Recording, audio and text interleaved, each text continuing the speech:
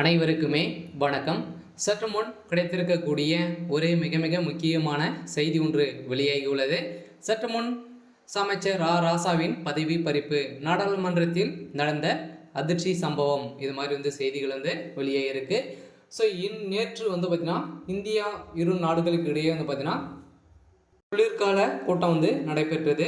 So இதில் பேசிய ராசா அவர்கள் பார்த்திங்கன்னா அங்கு சனாதனத்தின் மீதான விவாதத்தில் திமுக எம்பி ராசா கடுமையான சாட்டியிருந்த நிலையில் நாடாளுமன்றத்தில் பேசிய பாஜக தலைவர் எம்பி தேஜஸ்வி சூர்யா இந்தியாவின் கச்ச தீவை இலங்கைக்கு தார்வாத்தது காங்கிரஸ் தான் என குற்றச்சாட்டு இருந்த நிலையில் அங்கு திடீர்னு பாஜகவினர் எழுந்து ராசா அவர்களை பார்த்தீங்கன்னா அடிப்பதற்காக இந்த சம்பவம் பெரும் அதிர்ச்சியை ஏற்படுத்தியிருக்கு. ஸோ இதை பற்றி தான் இந்த வீடியோவில் பார்க்க போகிறோம். ஸோ அதுக்கு முன்னாடி மறக்காமல் நம்மளுடைய சேனலை சப்ஸ்கிரைப் பண்ணிக்கோங்க. ஸோ வாங்க வீடியோக்குள்ளே போகலாம். ஸோ ராசா அவர்கள் பார்த்தீங்கன்னா இரு நாடுகளுக்கு இடையே பிரித்து குறிப்பிட்டு ஜின்னா அல்ல வேற சவாஸ்கார் தான் என்று நாடாளுமன்றத்தில் நடைபெற்று அரசியல் சனாதனத்தின் மீதான விவாதம் பார்த்தீங்கன்னா திமுகவுடைய எம்பியான ராசா கடுமையான விமர்சனங்கள் செய்திருந்த நிலையில் அங்கு மிகப்பெரிய கலவரங்கள் வெடித்த சம்பவம்.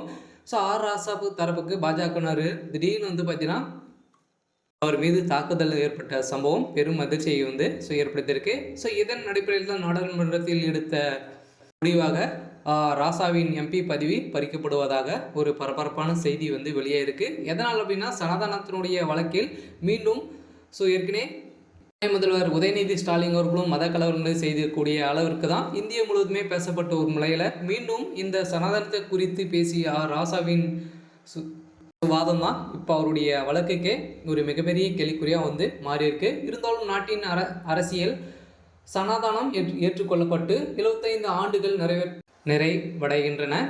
ஸோ இதை முன்னிட்டு நாடாளுமன்றத்தில் நேற்று முதல் அரசியல் சனாதனம் மீதான விவாதம் நடைபெற்றது. இதன் விஷயத்தில் பேசிய ராசா இவர் மீது அங்கு திடீர்னு பாஜகவினர் திரும்பிய சம்பவம் பெரும் அதிர்ச்சியை ஏற்படுத்தியிருக்கு. இதைத் தொடர்ந்து இந்தியாவின் அரசியல் சாசனம் பெரியானது மட்டுமல்ல மிகவும் அழகானது, அவரையும் உள்ளடக்கியதுதான் நமது அரசியல் சாசனம் நடக்கிறது. நாட்டின் வடகிழக்கு மாநிலங்கள் அனைத்தும் 2014ஆம் ஆண்டு கால பின்னர் பாஜக ஆட்சி காலங்களில்தான் நாட்டின் பெரு நிலப்பரப்பு இணைக்கப்பட்டுள்ளன. ஸோ இதைத் தொடர்ந்து எம்பி ராசா அவர்களும் பேசிய சம்பவம். ஸோ பாஜக 400 இடங்களை கைப்பற்றி மீண்டும் ஆட்சியை கைப்பற்றினால் அரசியல் சாசனத்தை திருத்துவோம் என கூறியிருந்த நிலையில் இதைத் தொடர்ந்து பாஜக மீது குற்றம் மேல் குற்றம் வைத்த ராசா மீது பாஜகவினர் பார்த்தீங்கன்னா தாக்குதல் நடத்திய சம்பவம் பெரும் அதிர்ச்சியை ஏற்படுத்தியிருக்கு. ஸோ இதன் அடிப்படையில் தான் நாடாளுமன்றத்தில் நடந்த சம்பவத்தினால இப்போ இவருடைய பதவி பறிக்கப்படுவதாக ஒரு அதிர்ச்சியான தகவல் வெளியே இருக்கு. இருந்தாலும் என்ன நடக்க போகுது அப்படின்றத வெயிட் பண்ணி பார்க்கலாம். இது மாதிரி செய்திகளை தெரிஞ்சுக்கணும் அப்படின்னா மறக்காமல் நம்மளுடைய சேனலை சப்ஸ்கிரைப் பண்ணிக்கோங்க. தேங்க்யூ.